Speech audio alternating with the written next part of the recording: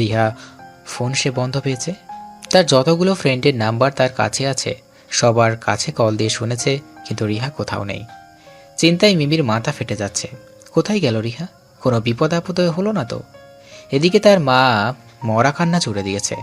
মিমি বিরক্ত হয়ে বলল, উফ মা, কাঁদছো কেন? ও ঠিক আছে, আমি একটু এগিয়ে দেখে আসছি, কেঁদো না। তবুও মিসেস মুক্তা থামে না। দুই মেয়ে তার কলিজার টুকরা, কোনো একজনও কিছু হলে তার বাঁচবে না। মিমি বাহিরের উদ্দেশ্যে এগিয়ে যেতেই দরজা নক হলো। মিমি উত্তেজিত হয়ে বলল, রিহু চলে এসেছে বোধ হয়। সে দৌড়ে চলে গেল দরজা খুলতে। দরজা খুলেই রিহাকে আবিষ্কার করলো। তৎক্ষণাৎ বোনকে বুকের মধ্যে আঁকলে নিল, যেন তার জান ফিরে পেয়েছে। রিয়াকে ছেড়ে তার গালে হাত দিয়ে বলল, তুই ঠিক আছিস রিহু? তোর কিছু হয়নি তো? রিহা মিমিকে আবদ্ধ করে বলল, আমি একদম ঠিক আছি আপু। মিমির চোখ গেল পেছনের দিকে দাঁড়িয়ে থাকা সিফাতের দিকে। মিমি তাকে চিনল, তানিয়ার বিয়েতে ছিল। মিমি ভ্রু কুঁচকে বলল, আপনি মেঘ জিজুর বন্ধু না? সিফাত মাথা নাড়িয়ে সম্মতি দেয়। রিহা সিফাত নিয়ে ভিতরে প্রবেশ করতে মিসেস মুক্তা মেয়েকে জড়িয়ে ধরে হাউমাউ করে খেতেলেন। সিফাত তাকিয়ে দেখে। মিমি তার দিকে জিজ্ঞাসা দৃষ্টিতে তাকিয়ে বলল, রিহাকে আপনি কোথায় পেলেন? সিফাত মিমিকে সকল ঘটনা বিস্তারিত বর্ণনা করে। শেষে বলল, বাচ্চাটার স্কুল কার্ড থেকে তার বাবা মাকে ফোন করে জানিয়েছিলাম। তার আসার পর রিহাকে আমাকে অনেক ধন্যবাদ জানালো। রিহাকে চলে আসতে বলেছিলাম, কিন্তু বাচ্চাটার জ্ঞান না ফেরা পর্যন্ত সে ওখানে বসেছিল। জ্ঞান ফেরার পর তার সাথে দেখা করে তারপর এসেছে। কিন্তু রিহুর তো ব্লাড ফোবিয়া আছে, ওর কিছু হয়নি তো? না না, কিছু হয়নি, ও একদম ঠিক আছে। সিফাত রিহার অসুস্থতা হবার কথা একেবারে চেপে গেল, কারণ রিহা তাকে মানা করেছে। মিমি কৃতজ্ঞতার সাথে বলল, আপনাকে অনেক ধন্যবাদ। আপনি যদি না থাকতেন তাহলে বাচ্চাটার হয়তো কিছু হয়ে যেত, আর রিহাও বিপদে পড়তো। আপনি বসুন না, আমি আপনার জন্য চা নাস্তার কিছু নিয়ে আসি। সিফাত নাকচ করে বলল। ব্যস্ত হবেন না, আগে ওনাকে সামলান। মিমি মায়ের দিকে এগিয়ে গেল এবং মায়ের কান্না থামিয়ে বলল, মা, রিহু তো ঠিক আছে, আর কেঁদো না। আর দেখো, উনি দাঁড়িয়ে আছেন, ওনার জন্য রিহা সুস্থভাবে ফিরে এসেছে। মিসেস মুক্তার শাড়ির আঁচলে চোখ মুছে সিফাতের সামনে দাঁড়িয়ে পড়ল। তোমাকে যে কি বলে ধন্যবাদ দেব বাবা। এই দুই মেয়ে ছাড়া আমার আর কিচ্ছুই নেই। ওর কিছু হয়ে গেলে। সিফাত তাকে থামিয়ে বলল, এভাবে বলবেন না আন্টি, এটা আমার কর্তব্য ছিল। আজ আমি আসছি তাহলে। তুমি তো কিছুই মুখে দিলে না বাবা। এই মিমি, ওর জন্য নাস্তা নিয়ে আয়। না আন্টি, আমাকে বাড়িতে যেতে হবে, অন্য একদিন এসে খাবো। সিফাত এক পলক রিহার দিকে তাকিয়ে বের হয়ে গেল। রিয়া তার যাবার পথে তাকিয়ে থাকলো। লোকটা কেমন যেন আলাদা, অন্যের বিপদে দাঁড়াতে দুইবার ভাবে না। তখন কেমন ছুটে গিয়েছিল। নিজের জ্ঞান ফেরার পর সে সিফাতকে নিজের পাশে দেখেছিল। প্রথম দেখা অন্যরকমভাবে হলেও সিফাতকে এখন তার বেশ লেগেছে। অন্তত মানুষ হিসাবে সে নিঃসন্দেহে একজন ভালো মানুষ। দেখতেও খারাপ না, সুদর্শন একজন পুরুষ। সিফাতের কথা ভেবেই রিহার মনের মধ্যে ভালো লাগার হাওয়া বয়ে গেল। অফিসে এসে বসতে না বসতেই কাইফ ডেকে পাঠালো। একে তো গরমে বেহাল দশা, তার উপর অফিসে এসে একটু বসতেও পারল না। মিমির মুখ গরমে লাল হয়ে আছে। ডেকেছে যখন না যেও উপায় নেই। অগত্যা মিমি কাইফের কেবিনে এসে এগিয়ে গেল। নক করার পরপরই অনুমতি পেল। ভিতরে প্রবেশ করে বরাবরের মতো কাইফকে ল্যাপটপে মুখ গুজে থাকতে দেখা গেল। সে মিমির দিকে না তাকিয়েই বলল, আপনি আজ 10 মিনিট লেট করেছেন মিস মিমি। মিমি হতবাক। প্রায় 10 মিনিট লেট হয়েছে, এ আবার কি ধরে? সে তো ইচ্ছে করেই দেরি করেনি, জ্যামের কারণে দেরি হয়ে গিয়েছে। মিমি কাঁচুমুচু হয়ে বলল। মানে স্যার। কাইফ তাকে থামিয়ে গম্ভীর কণ্ঠে বলল, লেট যখন করেছেন শাস্তি তো পেতেই হবে মিস মিমি। মিমি কি বলবে? শাস্তি যখন পেতেই হবে তাহলে চুপ থাকাই শ্রেয়। কাইফ তার দিকে তীক্ষ্ণ দৃষ্টিতে তাকিয়ে বলল, আপনার শাস্তি এই যে আপনি স্টোর রুম পরিষ্কার করবেন, একদম চকচকে করে দেবেন। মিমি ভড়কে গেল। এই কেমন শাস্তি? শেষমেশ স্টোর রুম। মিমি মিনমিন করে কিছু বলতে নিলেই কাইফ বলে উঠল, কোনো কথা নয়, যা বলেছি তাই করতে হবে। পিয়ন আপনাকে দেখিয়ে দেবে। যান আর দ্রুত পরিষ্কার করে ফেলুন, আমি কিন্তু সব দেখব। মিমি মুখ গোমড়া করে বের হয়ে গেল। এমন বিচিত্র ধরনের শাস্তি তাকে কেন দেয়া হলো সে জানে না। পিয়নের থেকে স্টোর রুম দেখিয়ে দিল। স্টোর রুমের অবস্থা দেখে তার মাথায় হাত। এত ধুলো পরিষ্কার করতে গেলে সে নিশ্চিত ধুলোর রাজ্যে রানী হয়ে যাবে। কপাল, সবই কপাল। সে কোমরে ওড়না গুঁজে সে কাজে লেগে পড়ল। কাইফ ল্যাপটপে বসে মিমিকে পর্যবেক্ষণ করে যাচ্ছে। সেদিন যে মিমি আদিলের সাথে কথা বলছিল, এটাই তার একদম পছন্দ হয়নি। কেন মিমি অন্য কোনো পুরুষের সাথে হেসে কথা বলবে?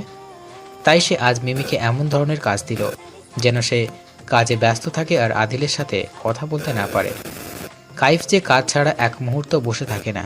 সে দিব্যি বসে বসে মিমিকে পর্যবেক্ষণ করতে লাগলো। ধুলোর মধ্যে মিমির যায় যায় অবস্থা। কাঁচতে কাঁচতে নেতিয়ে পড়েছে সে, তবুও কাজ করে যাচ্ছে। একটা জেদ পুষে রেখেছে। ধুলোর মধ্যে কাশতে কাশতে শহীদ হয়ে গেলেও সে কাজ থামাবে না। কাইফের খোঁটা দেওয়ার কথাবার্তা মোটেও শুনবে না। সে শেলফ ছেড়ে পরিষ্কার করছে। পিয়ন বেচারা অসহায় হয়ে দাঁড়িয়ে দাঁড়িয়ে দেখছে।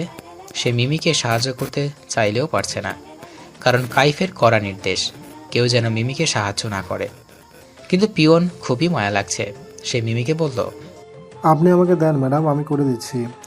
মিমি খুক খুক করে কেসে বলল, আপনি চলে যান ভাই, আমি করে নিতে পারবো। কিন্তু ম্যাডাম, পিয়ন বাধ্য হয়ে চলে গেল। মিমি একটা টুলের উপর উঠে দাঁড়ালো। উদ্দেশ্য উঁচু শেলফ পরিষ্কার করা। এক হাতে নাক মুখ ঢেকে এক হাত পরিষ্কার করছে। হঠাৎ মনে হলো টুলটা নড়ছে। মিমি কিছু বুঝে ওঠার আগেই ধপ করে পড়ে গেল। ভয়ে সে চোখ খিঁচে বন্ধ করে রেখেছে। এই বুঝি কোমরটাই ভাঙল। কিছুক্ষণ পর মিমি কোনো ব্যথা অনুভব করলো না। সে অবাক হলো, এতক্ষণে তো কোমর ভেঙে গুঁড়িয়ে যাবার কথা। সে পিটপিট করে চোখ খুলে কাইফের গম্ভীর মুখের দর্শন পেল। মিমি ভড়কে গেল। কাইফ তাকে কোলে নিয়ে দাঁড়িয়ে আছে। মিমি বিস্ময়ে হতবাক।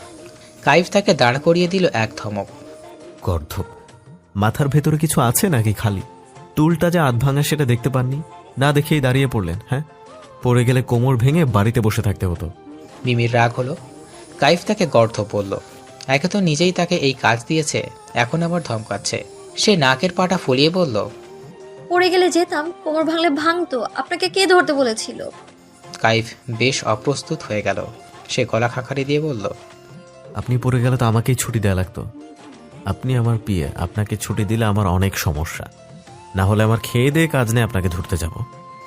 মিমি মুখ বাঁকিয়ে বিড়বিড় করে বলল, তাই তো বলি, আমাকে কেন ধরতে যাবেন আপনি? কাজ ছাড়া তো আপনার মগজে কিচ্ছু ঢোকে না, বদলোক কোথাকার। কাইফ তার কথা শুনল না। সে আবারও বলল, অনেক হয়েছে পরিষ্কার করা, এবার হাত মুখ ধুয়ে আমার কেবিনে আসুন, কাজ আছে। বলি সে লম্বা লম্বা পায়ে চলে গেল। মিমি মুখ ভেঙচি কেটে বলল, কাজ আছে। সে ধীর পায়ে বের হয়ে গেল। মনে মনে কাইফকে হাজারো বকা দিতে ভুলল না। কাইফ ল্যাপটপে দেখছিল মিমির টুলটা নড়ছে। সে তৎক্ষণাৎ স্টোর রুমে ঢুকেছিল। ঠিক সময় যে না পড়তে পারলে একটা কাণ্ড ঘটিয়ে বসতো মিমি। মেয়েটা এতটা কেয়ারলেস কিভাবে হতে পারে? কাইফ বুঝেই উঠতে পারল না। মিমি গালে হাত দিয়ে বসে আছে। নিশান তার সামনে বসে আঁকিবুকি করছে। সে আজ পড়বে না, মানে কিছুতেই পড়বে না। বিভিন্ন জিনিস আঁকবে আর মিমিকে বলতে হবে যে সে কী এঁকেছে। মিমির মনে হচ্ছে এর থেকে কচু গাছে ঝুলে পড়াই ভালো ছিল। গোল গোল লম্বা দাগ এঁকে বলছে, বলো তো এটা কী এঁকেছি। মিমি জোরপূর্বক হেসে কিছু একটা বলে দেয়, কিন্তু তার কথা মেলে না। তখন নিশান বিজ্ঞপ্তের মতো বলে, তুমি দেখি কিছুই পারো না রসমালাই। আমি কত সুন্দর ছবি আঁকছি, তুমি বলতেই পারছো না। তার ভাবনার মাঝেই নিশান বলে উঠল, তোমার কি ঘুম আসছে রসমালাই? মিমি হকচকিয়ে গিয়ে মাথা নাড়িয়ে বলল, না তো। আচ্ছা দেখো আমি কি এঁকেছি। বলে সে খাতা এগিয়ে দেয়। মিমি বিড়বিড় করে বলল, অফিসের মামা জ্বালায় আর এখানে মামা ভাগ্নে মিলে আমায় জ্বালিয়ে খেলো। নিশান গোল গোল করে তাকিয়ে বলল, তুমি বিড়বিড় করে কি বলছো রসমালাই? কিছু না নিশান। সে খাতার দিকে তাকিয়ে দেখে ছোট্ট ছোট্ট গোল আঁকা। মিমির মনে হলো তার কাছে কাইফের চশমাটা থাকলে মন্দ হতো না। সে কিছুই বুঝতে পারছে না। সে বলল, আমি বুঝতে পারছি না নিশান, তুমি কি এঁকেছো? নিশান মাথা দুলিয়ে বলল, তুমি এটাও পারলে না? এই দেখো আমি রসমালাই এঁকেছি। রসমালাই তো এমন হয় গোল গোল। মিমির ইচ্ছে করলো দেওয়ালে মাথা ঠুকে পটল তুলতে। সে মেকি হেসে বলল, ও, আমি বুঝতে পারিনি। নিশান আবারও নিজের আঁকা আঁকিতে মন দেয়। মিমি কি করবে? সে পুনরায় গালে হাত দিয়ে বসে রইল। সময় শেষে ঈশানী আজ তাকে চেপে ধরল। আজ গল্প করে তারপর যেতে হবে। মিমি বাধ্য হয়ে রাজি হলো। বিভিন্ন নাস্তার সাহায্যে ঈশানী গল্পের ঝুড়ি নিয়ে বসল। মিমির মনে হলো ঈশানী অধিকাংশ সময় গল্প কাইবকে নিয়ে। এক পর্যায়ে ঈশানী বলল, জানো মিমি, আমাদের লাভ ম্যারেজ। মিমি উৎসাহিত হয়ে বলল, সত্যি? তাহলে আপনার লাভ স্টোরি শোনান আপু। নিশানের বাবা আমাকে নাকি প্রথম দেখাতেই ভালোবেসে ফেলেছিল। ও ছিল আমার ভার্সিটির সিনিয়র, মাস্টার্স পড়তো, আর আমি সবে মাত্র অনার্স ফাইনাল ইয়ার। সে আমার পিছু পিছু ঘুরতো, নানা বাহানায় আমার সামনে আসতো, এমনকি আমার ক্লাসের আশেপাশেও ঘুরঘুর করতো। অথচ ওর ক্লাস ছিল অন্য ভবনে। একদিন তো আমাকে প্রপোজ করেই দিল। কি দিয়ে প্রপোজ করেছিল জানো? মিমি মাথা নাড়িয়ে বলল, কি দিয়ে? একটা বেলি ফুলের মালা দিয়ে। সেটা আমার হাতে পরিয়ে দিয়েছিল। বলে ঈশানী লাজুক হাসে। মিমি ঈশানীর লাজুক হাসি দেখে নিজেও হাসে। ঈশানী আবার বলা শুরু করলো, সেই থেকে আমাদের প্রেম শুরু। ও মাস্টার শেষ করার পরপরই চাকরি পেয়ে গেল। ব্যাস, আর পায় কে? সোজা বাবা মা নিয়ে আমাদের বাড়িতে চলে গেল। সে একটুও অপেক্ষা করতে চায় না। তার পাগলামি দেখে আমার বাবা মা বাধ্য হয়ে রাজি হয়েছিল। তারপর আর কি, হয়ে গেল বিয়ে। মিমি ঈশানীর কাহিনী খুবই ভালো লাগলো। সে ঘড়ির দিকে তাকিয়ে দেখলো অনেক বেজে গিয়েছে। সে বলল, লাভ স্টোরি শুনে অনেক ভালো লাগলো আপু। আজ তাহলে উঠি আমি, অনেক বেজে গিয়েছে। ঈশানী সম্মতি দিয়ে বলল। আচ্ছা যাও, সাবধানে যেও। মিমি মুচকি হেসে ব্যাগ নিয়ে বের হয়ে গেল। বন্ধুত্ব এক পবিত্র সম্পর্ক। সত্যিকারের বন্ধু পাওয়া খুবই ভাগ্যের ব্যাপার। যারা এমন বন্ধু পেয়েছে তারা নিঃসন্দেহে ভাগ্যবান এবং ভাগ্যবতী। এই যেমন মিমি পেয়েছে তানিয়া, আর তানিয়া পেয়েছে মিমিকে। বলতে গেলে ছোটবেলা থেকেই তাদের বন্ধুত্ব। মিমি ছিল ক্লাসে চুপচাপ মেয়ে, আর তানিয়া ছিল তারই ঠিক বিপরীত, চঞ্চল। মিমি যখন নতুন নতুন স্কুলে গেলে তখন সে চুপচুপ একা এক কোণে বসে থাকতো, না কারোর সাথে কথা বলতো, না কারো তার সাথে। একদিন তানিয়া তার সাথে কথা বলল, তার পাশে বসলো, এমনকি নিজের টিফিনও শেয়ার করলো। তানিয়ার অতিরিক্ত কথা বলতে মিমি প্রথম বিরক্ত হলো, কিন্তু সেই বাচাল মেয়েটা কিভাবে যেন তার জানের জিগার হয়ে গেল। তানিয়া বকবক মিমি খুবই উপভোগ করত। মিমিকে কেউ কিছু বললে তানিয়া তাকে আচ্ছা করে ধুয়ে ছেড়ে দিত। এমনই তাদের বন্ধুত্ব। একে অপরের জীবন দিতেও তারা প্রস্তুত। সেই তখন থেকে তানিয়া গুনগুন করে কেঁদে যাচ্ছে। মিমি কানে ফোন ধরে রেখেছে, অনেকবার কাঁদতে বারণ করছে, কিন্তু তানিয়া শুনলে তো সে তার মতো গুনগুনিয়ে কেঁদে যাচ্ছে। মিমি এখন কি করা উচিত? সেদিনের ঘটনার জন্য তানিয়া নিজেকে দোষী ভাবছে। তার ভাষ্য মতে তানিয়া যদি মিমিকে দেখে শুনে রাখতো তাহলে সেই ঘটনা ঘটতো না। মিমি এত বুঝলো যে তার দোষ নেই। তানিয়া শুনছেই না। মিমি অতিষ্ঠ হয়ে দিল এক ধমক। তানি, তুই থামবি নাকি আমি কল কেটে দিব? তানিয়া নাক টেনে বলল, দে, কেটে দে। আমি কি বারণ করেছি? আমি বারণ করলেই বা কি? আমি তোর কে? আমি তোর কেউ না। মিমি শান্ত কণ্ঠে বলল, কাঁদিস না ইয়ার, তুই কাঁদলে আমারও কান্না পায়, তুই জানিস না এটা? এতই যখন দরদ আমার উপরে, তাহলে এই কদিন কথা বলিসনি কেন? ফোনটাও অফ করে রেখেছিলি। মিমিকে উত্তর দিবে ভেবে পেল না। সে কথা ঘোরানোর জন্য বলল, মেঘজিজু কোথায় রে? তুই কাছিস আর সে কিছু করছে না? কথা ঘোরাচ্ছিস তাই না? মেঘ বাড়িতে নেই, থাকলে কি আমি একটু শান্তিতে কাঁদতে পারি? বেটা চোখে নিচে পানি দেখলেই হাউমাউ শুরু করে। আরে বাবা, আমি কি একটু ঘামতেও পারি না? চোখের নিচে পানি থাকলেই কি কাদা হয়ে গেল? তানিয়া কথা শুনে মিমি মৃদু শব্দে হাসে। তানিয়া মেকি রাগ দেখিয়ে বলল, হাসবি না একদম, আমি মরছি আমার জ্বালায়। মেঘজিজু তোকে কত ভালোবাসে ইয়ার, আজকাল এমন ভালোবাসা দেখাই যায় না। কিন্তু দোয়া করি তোর লাইফেও এমন কেউ আসুক যে তোকে অনেক অনেক ভালোবাসবে। মেঘ আমাকে যতটা ভালোবাসে তার থেকেও বেশি, তখন বুঝবি মজা। মিমি হাসে। তানিয়া আবারও বলল, তোকে অনেক অনেক মিস করছি মিমু। হ্যাঁ, একটাবার এ বাড়িতে আয় না। ও বাড়ি মানে তানিয়া শ্বশুর বাড়ি। মিমি আপাতত সেইখানেই যেতে চাইছে না। সে বলল, আর কদিন পর সেমিস্টার ফাইনাল পরীক্ষা, তখন দেখা হবে তো। নাকি তুই পরীক্ষা দিবি না? আরে পরীক্ষা দেবো না কেন? বিয়ে হয়ে গেছে বলে কি পড়ালেখা বাদ দেবো নাকি? টেনে টুনে পাশ করতে পারলে হবে। তোর চাকরি কেমন চলছে মিমু? মিমি মনে মনে ভাবে, আর চাকরি, তোর ষাঁড় টাইপের ভাসুর আমাকে খাটিয়েই মারে। বেটা বদলোক একটা, ইচ্ছে করে আমাকে বেশি বেশি কাজ দেয়, আবার তার সামনে বসে কাজ করতে হবে, একটু যা ফাঁকি দেবে তারও উপায় নেই, মুখ্য বলে। হ্যাঁ, ভালোই চলছে। অতপর কাজের প্রসঙ্গ বাদ দিয়ে তারা কিছুক্ষণ হাবিজাবি বকাবকি করলো। হেই মিমি। আদিলের কণ্ঠে মিমি মাথা তুলে তাকায়। সে বর্তমানে ক্যান্টিনে বসে আছে, এখন লাঞ্চ টাইম চলছে। মিমি সৌজন্যের হাসি হেসে বলল, হ্যালো স্যার, বসুন না। মিমির বলতে দেরি ধপ করে আদিলের বসতে দেরি হলো না। সে বলল, বুঝলি মিমি, আজ একটা বউ নেই বলে আমি খুবই অসহায়। মিমি ভ্রু কোচকে বলল, কেন স্যার? এই যে কেউ জান, জামাই এগুলো বলে ডাকে না, সকালে মিষ্টি কণ্ঠে ডেকে ঘুম ভাঙিয়ে দেয় না কেউ। তার কণ্ঠে আফসোস। মিমি ঠোঁট টিপে হাসে। আদিল আবারও বলল, রাস্তাঘাটে কত তাকাতাকি করি জানো, যদি মনের মতো একজনকে পেয়ে যাই, পেয়ে গেলেই তুমি নিয়ে বিয়ে, নিজের ঘটকালি নিজেই করব। বুদ্ধিটা কেমন বলো? মিমি হাসি চেপে রাখতে পারল না, খিলখিলিয়ে হেসে ওঠে। অনেক কষ্টে হাসি থামিয়ে বলল, অনেক ভালো বুদ্ধি স্যার, আমার শুভকামনা রইল আপনার সাথে, খুব শীঘ্রই পেয়ে যাবেন তাকে। থ্যাংক ইউ মিমি, তুমি শুভকামনা দিয়েছো, এবার আমি নিশ্চয়ই তাকে খুঁজে পাবো। তাদের কথার মাঝে পিয়ন এসে হাজির। মিমিকে বলল, ম্যাডাম স্যার কেবিনে যেতে বলেছেন। মিমি অবাক হলো, এখনও লাঞ্চ টাইম শেষ হয়নি, তাহলে কাইফ ডাকছে কেন? এমন প্রশ্ন মনে রেখে সে আদিলের থেকে বিদায় নিয়ে অগ্রসর হলো। কেবিনে নক করে প্রবেশ করতেই আচমকা আক্রমণের হতবাক হয়ে গেল। কাইফ তার দু বাহু শক্ত করে ধরে দেওয়ালে ঠেসে ধরেছে। কাইফের রক্তলাল চোখ দেখে মিমির ছোট্ট হৃদয়ে স্কম্বন সৃষ্টি হলো। কাইফের ঘন ঘন উষ্ণ নিঃশ্বাস তার মুখশ্রীতে আঁচড়ে পড়ছে। মিমি কাঁপা কাঁপা কণ্ঠে আওড়ালো, স্যার। আক্রোশে ফেটে পড়ল কাইফ। হিসিয়ে বলল, এত কথা, এত হাসাহাসি কিসের আদিলের সাথে? মিমি চমকে কথা বলতেই ভুলে গেল। কাইফের দিকে আরেকটু এগিয়ে বলল, কই আমার সামনে তো হাসো না, আদিলের সাথে এত হাসাহাসি কিসের জন্য? মিমি অনুভব করলো তার শ্বাস নিতে কষ্ট হচ্ছে। কাইফ এমনভাবে কখনো তার সাথে কথা বলেনি, এইভাবে কাছেও আসেনি। তার কাছে আসার যেন মিমি বোবা হয়ে গেল। কি বলবে মিমি?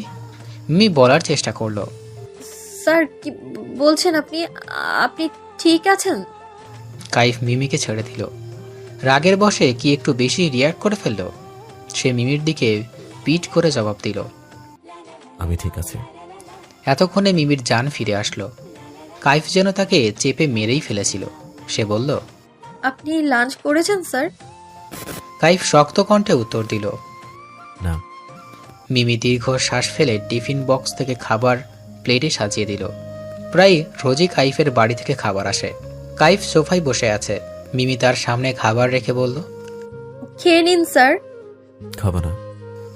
মিমি কাইফের হাত ধরতে গেলেই ডান হাতে কেটে যাওয়া অংশ তার চোখে পড়ল। মিমি হকচকিয়ে ভালো করে ধরে দেখল, অনেকখানি কেটে গেছে। সে চিন্তিত কণ্ঠে বলল, হাত এতটা কিভাবে কেটেছে মিস্টার খান? কাইফ ভ্রু কুঁচকে তাকায়। মিমি তাকে স্যার ব্যতীত অন্য কিছু সম্বোধন করলো আজ প্রথম। মিমি রাগ দেখিয়ে বলল, কি হলো মিস্টার খান, বলছেন না কেন? কে বলবে? কাইফ আদিলের সাথে মিমিকে হাসতে দেখে সে কাঁচের গ্লাস হাত দিয়ে চেপে ধরেছিল, তাই এই অবস্থা। মিমি ফার্স্ট এড বক্স এনে কাইফের হাত ব্যান্ডেজ করে দিল। কাইফ নির্বাক হয়ে দেখে গেল।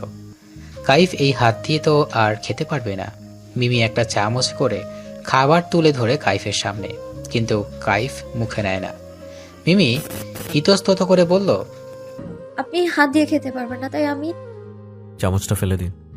মিমি হকচকিয়ে গিয়ে জিজ্ঞেস করলো, জি? চামচ ফেলে দিয়ে আপনার হাত ব্যবহার করুন, না হলে দরকার নেই। মিমি ছোট্ট একটা শ্বাস ফেলে নিজের হাত ধুয়ে ভাত রেখে কাইফের মুখের সামনে এগিয়ে দিল। কাইফ মিমি দেখে যাচ্ছে এক দৃষ্টিতে। মিমি চোখের ইশারায় তাকে খাবার মুখে নিতে বলল। কাইফ ভদ্র ছেলের মতো খেয়ে নিল। পুরোটা সময় সে মিমির দিকে তাকিয়েছিল। এতে মিমির অস্বস্তি হলেও সে পাত্তা দিল না। খাওয়ানো শেষে মিমি বলল, এমন কেয়ারলেস হলে হবে মিস্টার খান? দেখুন তো হাতে কি অবস্থা হয়েছে। এখন এই হাত দিয়ে আপনি কাজ করবেন কি করে, যেটা ছাড়া আপনার চলে না? আর খাবেনই বা কি করে? কাইফ বিড়বিড় করে বলল। আপনি না হয় সবকিছুর দায়িত্ব নিয়ে নিন। মিমি শুনতে না পেয়ে বলল, কিছু বললেন মিস্টার খান? হ্যাঁ, তখন থেকে আমাকে মিস্টার খান বলে যাচ্ছেন, আগে তো কখনো বলেননি। মিমি লজ্জা পেল। সে কাইফের চিন্তায় কি থেকে কি বলে ফেলেছে টেরই পায়নি। কাইফ মিমি ধীরে ধীরে লাল হওয়া গালের দিকে মুগ্ধ হয়ে তাকিয়ে থাকলো। মিমি নিচু কণ্ঠে জবাব দিল, sorry mister Khan, I mean sir, কি বলতে কি বলে ফেলেছি। মিমি এক মুহূর্ত না দাঁড়িয়ে কেবিন থেকে বের হয়ে গেল। তার বুকের মধ্যে দুরু দুরু করছে। কাইফ সেদিকে তাকিয়ে মৃদু হাসল। সে সত্যি এই মেয়ের উপর ধীরে ধীরে দুর্বল হয়ে পড়ছে, তলিয়ে যাচ্ছে অতল গহরে। কেউ তাকে বাঁচাতে পারবে না, কেউ না। সূর্য ডুবতে বসেছে, চারিদিকে ধীরে ধীরে আঁধার ছেয়ে যাচ্ছে। মানুষ ব্যস্ত ভঙ্গিতে পা চালিয়ে নিজের গন্তব্যের উদ্দেশ্যে চলছে। মিমি যথাসম্ভব দ্রুত গতিতে হেঁটে যাচ্ছে। আজ তার দেরি হয়ে গিয়েছে। নিশানটা আজ তাকে ছাড়তেই যাচ্ছিল না। বহু কষ্টে তাকে বুঝিয়ে চলে এসেছে। সেমিস্টারের পরীক্ষা শেষ, এখন তো অফিস আর নিশানকে পড়িয়েই দিন পার করছে। বর্তমানে এসে একটা নিরিবিলি রাস্তা দিয়ে হাঁটছে। রিক্সা পায়নি সে। হঠাৎ করে একটা কালো রঙের গাড়ি তার পথ আঁকলে দাঁড়ায়। মিমি ভড়কে গিয়ে হাঁটা থামিয়ে দিল। আশেপাশে কেউ নেই। মিমির ভয়ে বুক কাঁপছে। গাড়ির মধ্য থেকে কয়েকটা লোক এসে তাকে ধরে ফেলল। মিমি চেঁচামেচি শুরু করে দিল। কারা আপনারা? কোথায় নিয়ে যাচ্ছেন আমায়? ছেড়ে দিন, ছেড়ে দিন। কারোর কানে তা গেল না। মিমি পুনরায় চেঁচায়, কেউ আছেন? সাহায্য করুন আমায়, কেউ আছেন? মিমির চেঁচানো কাজ দিল না। তারা তাকে টেনে হিঁচড়ে গাড়িতে তুলল। অতপর মুখে রুমাল চেপে ধরল। মিমি জ্ঞান হারায়। তার ব্যাগ সহ সবকিছু রাস্তায় পড়ে রইল। চিন্তিত হয়ে বসে আছেন মিসেস মুক্তা। মিমি এখনো বাড়িতে ফেরেনি। রিহা তাকে এক নাগাড়ে ফোন করে যাচ্ছে, কিন্তু কেউই তুলছে না। বাজতে বাজতে কেটে যাচ্ছে। রিহা বলল, আপু এখনো ফিরছে না কেন মা? আমি কি তানিয়া আপুকে কল দিয়ে দেখব যদি কিছু জেনে থাকে? মিসেস মুক্তা জড়ানো গলায় বললেন। হ্যাঁ, তাই গিয়ে দেখ। রিহা তানিয়াকে কল লাগায়। তানিয়া রিসিভ করে সাহস্য বলল, কি খবর রিহু? এতদিন পর আমার কথা মনে পড়লো? রিহা তানিয়ার কথায় পাত্তা না দিয়ে উত্তেজিত হয়ে বলল, আপু কি তোমার সাথে আছে তানিয়া আপু? তানিয়া অবাক হয়ে বলল, না, মিমু তো আমার সাথে নেই। তাছাড়া আজ তো ওর সাথে আমার কথাই হয়নি। রিয়া ফুঁপিয়ে উঠল।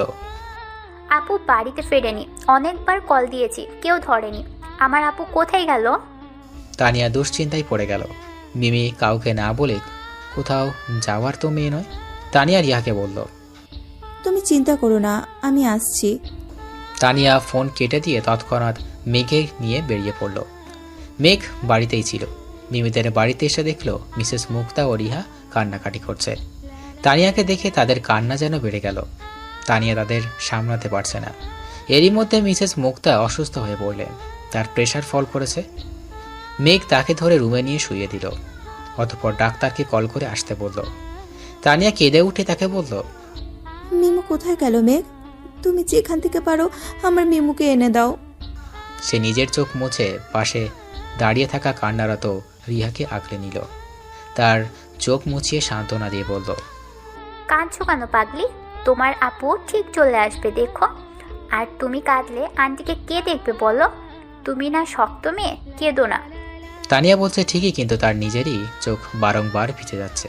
মেঘ নিজেও অনেক চিন্তায় পড়ে গিয়েছে। ডাক্তার এসে মিসেস মুক্তাকে দেখে ঘুমের ইঞ্জেকশন দিলেন এবং তাকে চিন্তা করতে বারণ করলেন। চিন্তা করলে উনি আবারও অসুস্থ হয়ে পড়বেন। মেঘ কাইফকে কল করলো। কাইফ রিসিভ করে বলল, বল মেঘ। তুমি কোথায় ভাইয়া? আমি অফিসে। কেন, কি হয়েছে? মিমিকে খুঁজে পাওয়া যাচ্ছে না ভাইয়া। সে বাড়িতে ফিরেনি। যে 6টার মধ্যে চলে আসে এখন 9টা বাসে চলল, এখনো আসেনি। কাইফের অভিব্যক্তি বোঝা গেল না। সে কল কেটে দিল। আর প্রায় 15 মিনিট পর কাইফ হাজির। সেখানে সময় লাগে আধা ঘন্টা, সেখানে কাইফ অর্ধ সময়ে চলে এসেছে। মেঘ বিস্ময়ে হাঁ হয়ে আছে। কাইফ মিমির মায়ের কাছে গেল। সে বর্তমানে ঘুমিয়ে আছে। কাইফ তাকে আগে দেখেনি, এই প্রথম দেখল, তাও এমন পরিস্থিতিতে। কাইফের হঠাৎ করে নিজের মায়ের কথা মনে পড়ে গেল। সে নিজেকে সামলে নিয়ে রিহা ও তানিয়াকে বলল, তোমরা চিন্তা করো না, মিস মিমিকে ঠিকই পাওয়া যাবে। তোমরা ওনার খেয়াল রেখো, আমরা তাকে খোঁজার চেষ্টা করছি। বলে সে মেঘকে নিয়ে পুলিশ স্টেশনে চলে গেল। পুলিশের 24 ঘন্টা হওয়ার আগে রিপোর্ট লিখতে চাইলেন না। কাইফ রাগারাগি করতে নিলে মেঘ তাকে ধরে বাইরে নিয়ে গেল। কাইফের মাথা খারাপ হয়ে যাচ্ছে। কোথায় গেল মিমি? কাইফের বুকের মধ্যে সূক্ষ্ম ব্যথা অনুভব হচ্ছে। সে মেঘকে বলল, মেঘ, তুই চলে যা, ওখানে 3 জন একা আছে, ওদের দেখ গিয়ে। তুমি যাবে না ভাইয়া? হ্যাঁ, আমি একটু পরে আসছি, তুই গাড়ি নিয়ে চলে যা। কিন্তু গাড়ি? কাইফ চোখ রাঙিয়ে বলল, আমি তোকে কোনো প্রশ্ন করতে বলিনি, যা বলেছি তাই কর।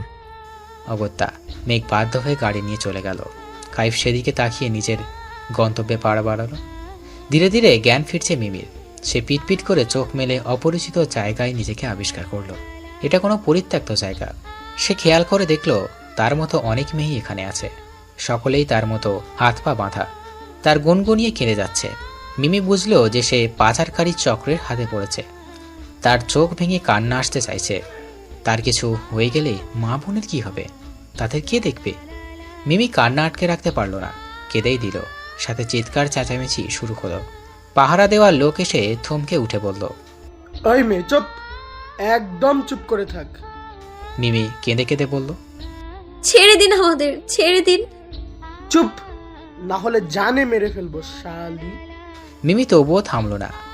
লোকটা তেড়ে এসে তাকে কষিয়ে থাপ্পড় মারে। ফলস্বরূপ সে হুমকি খেয়ে মেঝেতে বসে যায়। সেভাবে কাঁদতে লাগে আর চেঁচায়। এরই মধ্যে তাদের বস এসে হাজির। সে গম্ভীর কণ্ঠে বলল, কি হচ্ছে এখানে? বস, মেয়েটা তখন থেকেই চেঁচিয়ে যাচ্ছে, এত করে থামাতে বলছি থামেই না। বস ইশারা করে মিমিকে সোজা করে বসতে বলল। লোকটি মিমিকে সোজা করে বসিয়ে দেয়। বস মিমিকে খুঁটিয়ে খুঁটিয়ে দেখে, অবশ্যই তার নোংরা দৃষ্টিতে। মিমির নারী দেহ তার মনে ধরল। একেবারে যাকে তার মনে ধরে তাকে ভোগ না করা পর্যন্ত সে ছাড়ে না। সে বৃষ্টি হেসে বলল, বাহ, মালটা তো জোস, তেজও আছে দেখছি। একে আমার রুমে পাঠিয়ে দে। একে টেস্ট না করে পাচার করাটা বোকামি। যা, নিয়ে যা। লোকটা মিমিকে টেনে হিঁচড়ে নিয়ে গেল। বস লোকটা আর কেউ না, রাইহান তালুকদার। অনেক আগে থেকেই সে নারী পাচারকারীদের বস। এছাড়াও তার অনেক অনৈতিক কারবার আছে। মুবারক তালুকদারের এখন মোটামুটি সুস্থ, তবে কিংয়ের ভয়ে তিনি চুপসে আছেন। মেয়েদের দিকে ভুলেও তাকাচ্ছেন না। প্রতিজ্ঞা করেছেন সব খারাপ কাজ ছেড়ে দিবেন, তারপর হজ করতে যাবেন।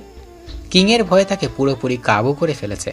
তিনি ছেলেকে বুঝিয়েছিলেন, বলেছিলেন, এসব কাজ ছেড়ে দে রায়হান, কিংয়ের হাতে পড়লে বাঁচতে পারবি না, তোকে কেউ বাঁচাতে পারবে না, আমার কথা শোন। কে শোনে কার কথা? রাইহান তার কথা শোনেনি এমন ভাব করেছিল। রাইহান দমে যাবার পাত্র নয়। সে তার কাজ ঠিকই চালিয়ে যাচ্ছে। এইসব কাজ করলে শুধু টাকা আর টাকা। এত টাকা তো কোনো মূর্খই হাতছাড়া করে না। রাইহান তো মূর্খ নয়, কিংবা কিংয়ের সামনে আসলে সে ঠিক তাকেই দেখে নেবে।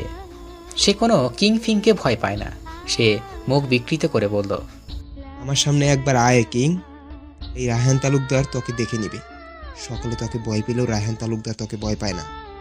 সে মেয়েগুলোর দিকে তাকিয়ে পুনরায় বিশ্রী হেসে চলে গেল। বর্তমানে তারা সমুদ্র বন্দরের আশেপাশে খুবই গোপন জায়গায় ঘাঁটি কেড়েছে, যেন পুলিশ ঘুণাক্ষরেও টের না পায়। ধরে নিয়ে আসা যে মেয়েকে তারা ভালো লাগে তাকেই সে ভোগ করে, অতঃপর তাকে পাচার করে দেয় বিদেশে। মিমির হাত পা খুলে একটা রুমের মধ্যে ফেলে রেখে গিয়েছে লোকটা। মিমি চারপাশে থাকায় পরিষ্কার একটা রুম, একটা বিছানা সহ কিছু আসবাবপত্র, বলতে গেলে থাকার জন্য উপযোগী একটা রুম। এইখানে তাহলে এদের বস থাকে। মিমি খুবই দুর্বল অনুভব করছে। এখন কটা বাজে? কতক্ষণ সে এখানে বন্দী আছে সে জানে না। আর কি কখনো পরিবারের সাথে দেখা হবে না? তার মা, রিহা, তানিয়ার আর মিস্টার খান, তার সাথে কি আর দেখা হবে না? তার গভীর মুখের দর্শন কি আর কখনো পাওয়া যাবে না? মিমি ফুঁপিয়ে কেঁদে ওঠে। পাগলের ন্যায় বের হওয়ার চেষ্টা করে, কিন্তু বের হবার কোনো পথই খোলা নেই। মিমি হাল ছেড়ে দেয়, বিছানায় বসে কাঁদতে থাকে। হুট করেই দরজা খোলার শব্দ হয়। মিমি তাকিয়ে দেখে মুখে বিশ্রী হাসি নিয়ে রাইহান প্রবেশ করছে। দরজাটা পুনরায় বন্ধ করে দিয়েছে। তার নোংরা দৃষ্টি মিমির সর্বাঙ্গ বিচরণ করছে। মিমি ভয়ার্থ দৃষ্টিতে রাইহানের দিকে তাকালো। রাইহান তার দিকে এগিয়ে আসছে। মিমি আকুতি করল, আমার সর্বনাশ করবেন না, দয়া করে ছেড়ে দিন আমায়। রাইহান এগোতে এগোতে বলল, এই রায়হানের দৃষ্টি একবার যার দিকে পড়েছে, রায়হান তাকে ছাড়েনি। সুন্দরী, তোমাকে ছাড়ার প্রশ্নই আসে না। রাইহান মিমির দিকে হাত বাড়িয়ে নিলেই সে সরে যায়। রাইহান এগোয়, মিমি চিৎকার করে ওঠে। রায়হান বিরক্ত হয়ে তার মুখ চেপে ধরে, দাঁতে দাঁত চেপে বলল, যা ইচ্ছে চুপচাপ দেখে যা, এমনি তো বাঁচতে পারবি না। কাল রাতেই তোদের সব কটাকে পাচার করে দিব। মিমির গায়ের সবটুকু শক্তি দিয়ে রায়হানকে ধাক্কা মারে। রায়হান ধপ করে বিছানায় পড়ে যায়। মিমি বিছানা থেকে নেমে দরজায় ধাক্কাতে থাকে। কেউ আছেন? দরজাটা খুলে দিন প্লিজ। রায়হান পেছন থেকে তেড়ে এসে মিমির চুলের মুঠো ধরে ব্যথায় মিমি কুঁকড়ে ওঠে। রায়হান তাকে নিচের দিকে ঘুরিয়ে ঠাঁটিয়ে থাপ্পড় মারে। মিমি হুমড়ি খেয়ে পড়ে যায়। ঠোঁট কেটে ফিনকে দিয়ে রক্ত বের হয়। রায়হান পুনরায় আঘাত করে। দুর্বল মিমি নেতিয়ে পড়ে। রায়হান তার চুলের মুঠি ধরে হিসিয়ে বলে, খুব তেজ না তো, আজ তোর তেজ আমি ছুটাবো। মিমি প্রাণ পড়ে ছাড়া পাওয়ার চেষ্টা করে, কিন্তু পারে না। রায়হান তাকে বিছানায় ছুঁড়ে মারে। তার উপর ঝাঁপিয়ে পড়তে নিলেই বিকট শব্দে দরজা ভেঙে যায়। রায়হান পিছু ফিরে হতভম্ব হয়ে যায়। কালো পোশাকধারী একজন দাঁড়িয়ে আছে, মুখটা তার মুখোশ পরা ঢাকা। রায়হান চমকিত কণ্ঠে আওড়াল, কিং। কিং তার বুক বরাবর লাথি মারে। রায়হান ছিটকে দূরে গিয়ে পড়ে। কিং লাগাতার তাকে লাথি মারতে থাকে। হিংস্র কিংয়ের আঘাতে কাতরাতে থাকে রায়হান। কিং তার গাল চেপে ধরে বলল, চুপ করে ছিলাম বলে কি ভেবেছিলি ছাড়া পেয়ে যাবি? কিংয়ের হাত থেকে ছাড়া পাওয়া এত সহজ? জানোয়ার। কিং তার নাক বরাবর ঘুষি মারে। অতঃপর তার লোকেরা ইশারা করে রায়হানের দিকে নিয়ে যেতে থাকে আর আধমরা রায়হানকে ধরে নিয়ে যায়। কিং এর আগে থেকে খোঁজ পেয়েছিল নারী পাচারকারী চক্রের। আজ সে নিজেই দল বল এনে হাতে নাতে ধরল। একটু পর পুলিশ এসে পরিস্থিতি নিয়ন্ত্রণ করে নেবে। কিং লম্বা শ্বাস নিয়ে বিছানায় পড়ে থাকা মিমির দিকে এগিয়ে গেল, তাকে ধরে বসালো। মিমি নিভু নিভু চোখে এক পলক তাকে চোখ বন্ধ করে নিল। জ্ঞান হারালো সে। কিং তাকে বুকের মাঝে আঁকলে নিল। কিং প্রস্থান করার পরপরই পুলিশেরা জায়গাটা ঘিরে ফেলল। প্রতিটি মেয়েকে নিজেদের বাড়িতে সুস্থভাবে পৌঁছে দিল। কেউ একজন পুলিশ ইন্সপেক্টরকে ইনফর্ম করেছিল, কিন্তু তার পরিচয় সম্পর্কে ইন্সপেক্টর অবগত নন।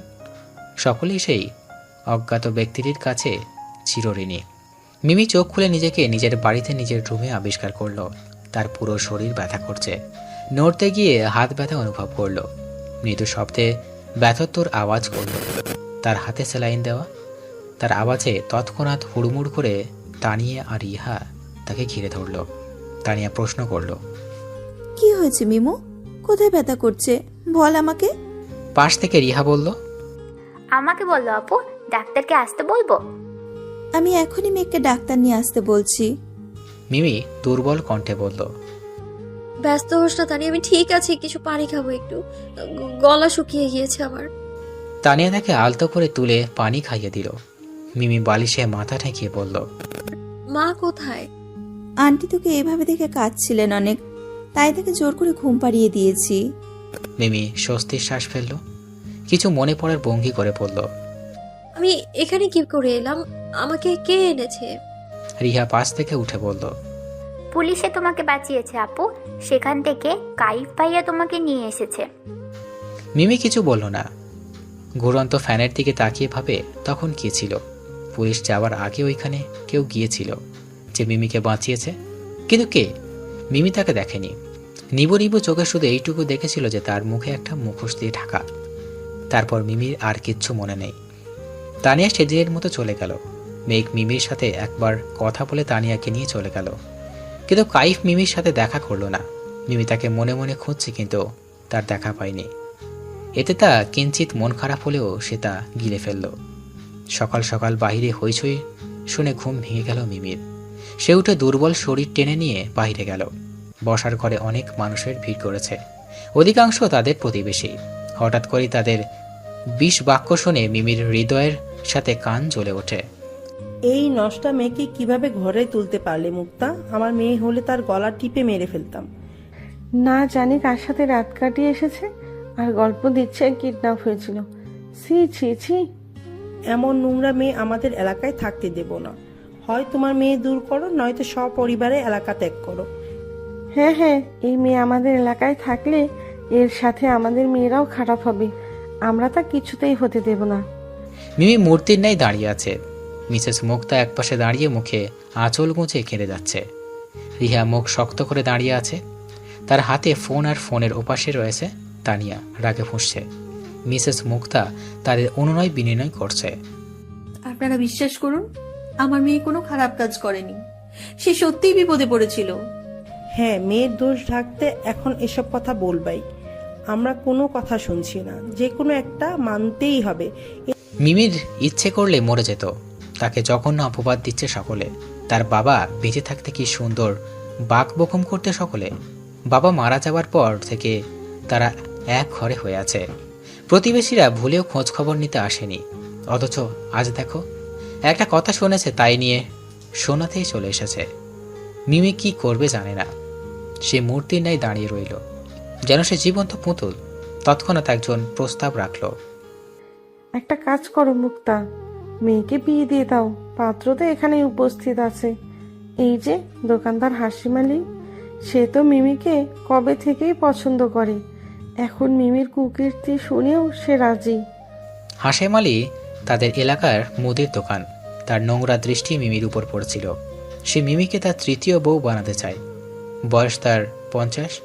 সে মিমির দিকে তাকিয়ে লাল দাঁতের বিশ্রী হাসি দিল। মিসেস মুক্তা আঁতকে উঠে বললেন, আমার মেয়ের জীবনটা নষ্ট হয়ে যাবে ভাবি, এমনটা করবেন না। আমি আপনাদের পায়ে পড়ি। কাজ হলো না। তাদের এক কথা, হয় হাশেম আলীর সাথে বিয়ে দাও, না হয় এলাকা ছেড়ে দূর হও। সকলকে অবাক করে দিয়ে মিমি বলে উঠল, আমি রাজি, আপনারা বিয়ের আয়োজন করুন। হাশেম আলী খুশিতে গদগদ হয়ে গেল। মিসেস মুক্তা বিস্ফোরিত চোখে মেয়ের দিকে তাকান। মিমি অনুভূতি শূন্য, তার মুখে কোনো ভাবেরই বহিঃপ্রকাশ করছে না। পরিস্থিতির কাছে সে হার মেনে নিয়েছে। পাশাপাশি বসে আছে মিমি ও হাশেম আলী। তাদের সামনে বয়স্ক কাজী, তাদের ঘিরে আছে পাড়ার লোকেরা। মিমি যে অবস্থায় ছিল তেমনই আছে, শুধু মাথায় ওড়না দিয়ে ঘোমটা দেওয়া। হাশেম আলীর কথা হলো সে দেরি করতে চায় না, সাজানো গোছানো দরকার নেই। সে বউ ঘরে তুলে নিজের মন মতো সাজাবে। মিমির পূর্বের ন্যায় অনুভূতিহীনভাবে বসে আছে, তাদের চোখের পলক পর্যন্ত নড়ছে না। মিসেস মুক্তা নিজের খুবই অসহায় লাগছে। নিজের সামনে নিজের মেয়ের সর্বনাশ হতে দেখছেন তিনি, অথচ তার করারই কিছু নেই। রিহা বিয়ে আটকানোর জন্য চেঁচামেচি শুরু করেছিল, কিন্তু কিছু মহিলা মিলে তাকে রুমে বন্ধ করে রেখেছে। এক নাগাড়ে সে দরজা ধাক্কিয়ে যাচ্ছে, কিন্তু কেউ কর্ণপাত করছে না। ইতিমধ্যে কাজী বিয়ের কাজ শুরু করলো। হাশেম আলী কবুল বলতে বললে সে কবুল বলে দিল। সে তো এই দিনটারই অপেক্ষায় ছিল, দেরি করার কোনো মানেই হয় না। কাজী এবার মিমিকে কবুল বলতে বলল। মিমি চুপ করে থাকে।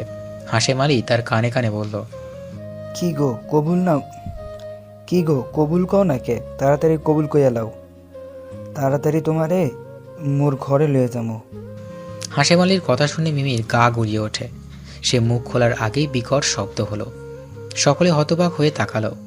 দরজায় দাঁড়িয়ে আছে কাইফ, তার পায়ের কাছে পড়ে আছে ভাঙা ফুলদানি। অসম্ভব লাল তার মুখমণ্ডল, শক্ত চোয়াল। সে চেঁচিয়ে উঠল, বন্ধ করুন এই বিয়ে। পাড়া প্রতিবেশীরা কানাকানি শুরু করলো। হাশেম আলী দাঁড়িয়ে বলল, আপনি কেডা? বিয়া বন্ধ করমু কেন?